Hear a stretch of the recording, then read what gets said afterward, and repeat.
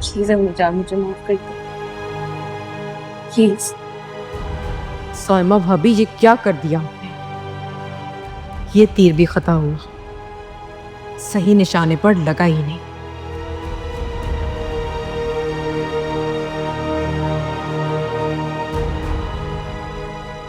जरा जरा आप ही मुझे माफ कर दो प्लीज।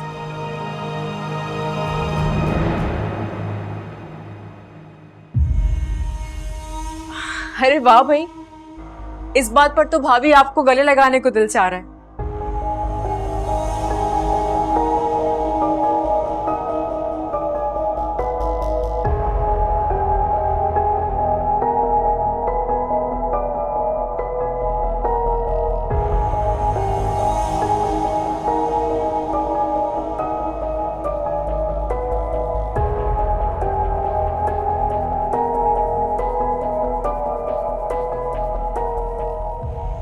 हया बीबी, ये तो बहुत अच्छा हो गया कि सायमा बीबी को कुछ भी नहीं मिला। तुम पागल हो क्या शमीम? ये बिल्कुल अच्छा नहीं हुआ। जायदाद के हिस्से का दरवाजा खुलते खुलते रह गया।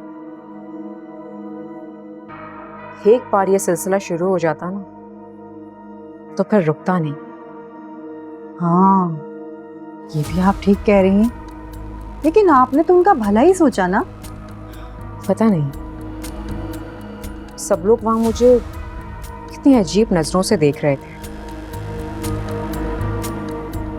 मैं तो खुद ही ढीठ बनकर उठी और भाभी को गले लगा लिया।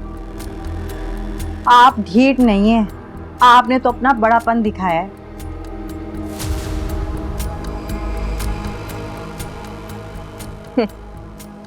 बड़ापन बड़ापन तो देखेंगे अब वो मेरा।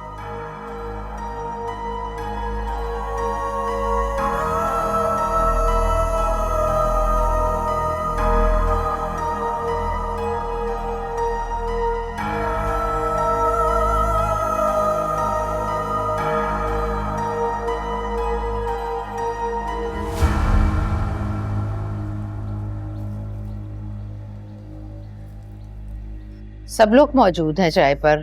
ये रोहान और हया कहाँ हैं? वालेकुम अस्सलाम। आप सबको पता है आज का दिन बहुत खास है। खास? आज तो रेगुलर सा संडे है। संडे तो है लेकिन कुछ स्पेशल भी है आज। अच्छा भाई, क्या खास दिन है? तुम ही बता दो। सब पता चल जाएगा लेकिन 2 घंटे के बाद। लेकिन तब तक आप लोगों में से कोई भी लॉन तक नहीं आएगा।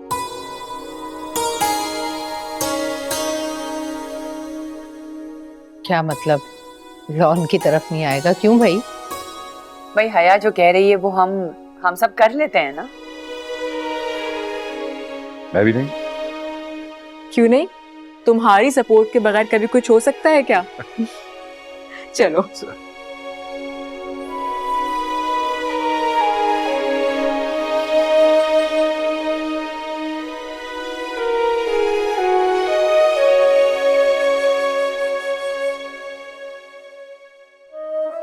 आज मैं अपनी ऑनरेबल अम्मी जान का वेलकम करती हूँ। थैंक यू सो मच अम्मी जान कि आप मेरे कहने पे यहाँ पर आई। ये सब क्या है हया? सब बताती हूँ, सब बताती हूँ। थैंक यू सो मच, आप सब लोग मेरे कहने पर यहाँ पर आए।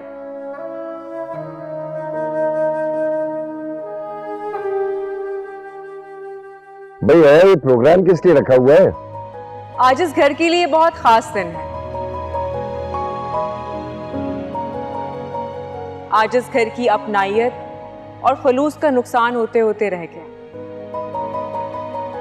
मेरी प्यारी अम्मी जान, जिन्होंने हमेशा रिश्तों को एक माला में पिरो कर रखा और आज वो माला बिखरने से बच गई। मैं अच्छी तरह जानती हूँ कि रिश्तों की कदर क्या होती है। जिंदगी भर सिर्फ रिश्तों को निभाया है मैंने, लेकिन आप सब लोगों के साथ रहने के बाद मुझे एहसास हुआ कि रिश्तों की कदर किसे कहते हैं। आज मैं बहुत खुश हूँ कि इस घर का बंटवारा होने से बच गया।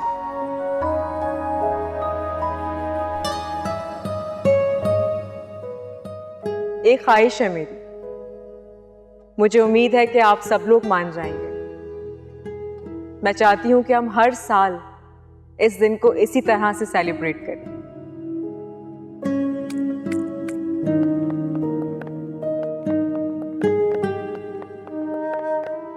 हया, इतने कम अरसे में इस घर से तुम्हारी मोहब्बत काबिल फख्र है। थैंक यू सो मच अम्मी जान। केक लेके आओ।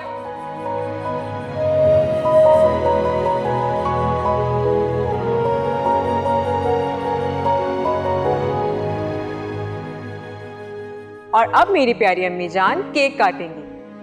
आए आप सब लोग।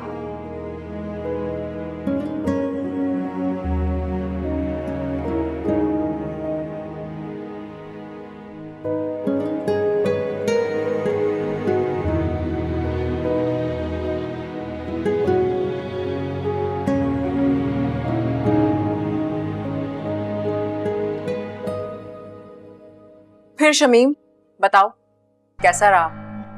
सच में है अभी भी, आप तो छा गई।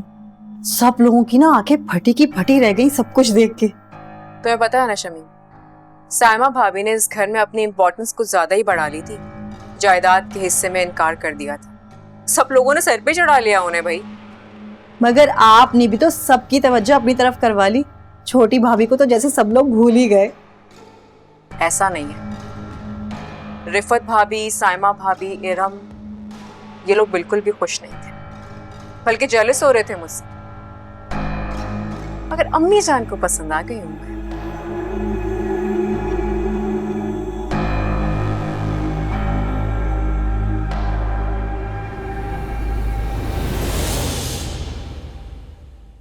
क्या देख रही हो? देख नहीं रही अम्मी, सोच रही। घोड़ा जितना भी तेज दौड़े ना, अपनी गर्दन से आगे नहीं निकल सकता। क्या कहना चाह रही हो?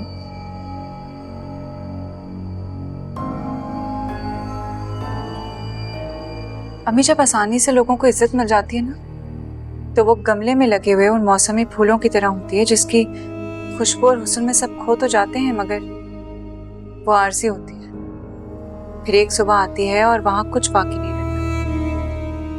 कितनी मुश्किल बातें कर रही हो, मुझे तो कुछ समझ में नहीं आ रहा। हया को भी यही लगता है कि किसी को कुछ समझ में नहीं आ रहा, मगर ऐसा नहीं है। अब तो हया बहुत अच्छी हो गई है, बल्कि अब तो बहुत अच्छे अच्छे काम भी करने लगी है वो। अच्छा, और वो जितना बुरा किया है वो भी तो हया नहीं किया है अम्मी। फिर जब उसे पता चला कि उसका ड्रामा फ्लॉप हो रहा है, तो उसने मुमानी जान का पल्लू थाम लिया। उनके हर फैसले के साथ जाके खड़ी हो गई, है ना? मुझे लगता है कि तुम गलत सोच रही हो। क्योंकि अम्मी, आप हया को उसी ऐनक से देख रही हैं जो उसने सबको पहनाई हुई है। आप लोग को वही नजर आता है जो वो आप लोगों को दिखाना चाहती है। लेकिन अम्मी, हया बहुत बेवकूफ है। उसे अभी ये समझ में नहीं आ रहा कि मुबारक मस्तूर की सोच तक पहुंचने के लिए ना शायद उसे मर के जिंदा होना पड़े, फिर भी वो पहुंच नहीं पाई।